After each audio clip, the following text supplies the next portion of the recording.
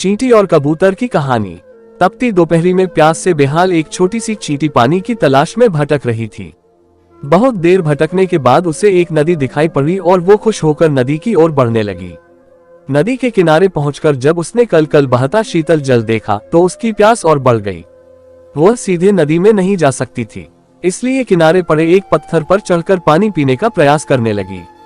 लेकिन इस प्रयास में वह अपना संतुलन खो बैठी और नदी में गिर पड़ी।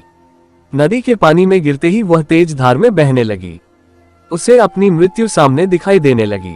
तभी कहीं से एक पत्ता उसके सामने आकर गिरा। किसी तरह वह उस पत्ते पर चढ़ गई। वह पत्ता नदी किनारे स्थित एक पेड़ पर बैठे कबूतर ने फेंका था, जिसने चींटी को पानी में गिरते हुए देख लिया था और उसके प्राण बचाना चाहता था। पत्ते से साथ बहते हुए चींटी किनारे पर आ गई और कूदकर सूखी भूमि पर पहुंच गई। कबूतर के निस्वार्थ भाव से की गई सहायता के कारण चींटी की जान बच पाई थी। वह मन ही मन उसका धन्यवाद करने लगी। इस घटना को कुछ ही दिन बीते थे कि एक दिन कबूतर बहेलिये के द्वारा बिछाए जाल में फंस गया। उसने वहां से निकलने के लिए बहुत पंख फड़फड़ाए, बहुत जोर लगाया, लेकिन जाल से निकलने में सफल न हो सका। बहेलिये ने जाल उठाया और अपने घर की ओर जाने लगा। कबूतर निस्सहाय सा जाल के भीतर कैद था।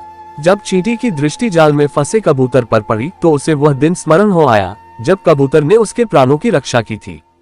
चींटी तुरंत बहेलिये के पास पहुंची और उसके पैर पर जोर जोर से काटने लगी। बहेलिया दर्द से छटपटाने लगा। जाल पर से उसकी पकड़ ढीली पड़ गई और जाल जमीन पर जा गिरा। कबूतर को जाल से निकलने का अवसर प्राप्त हो चुका था।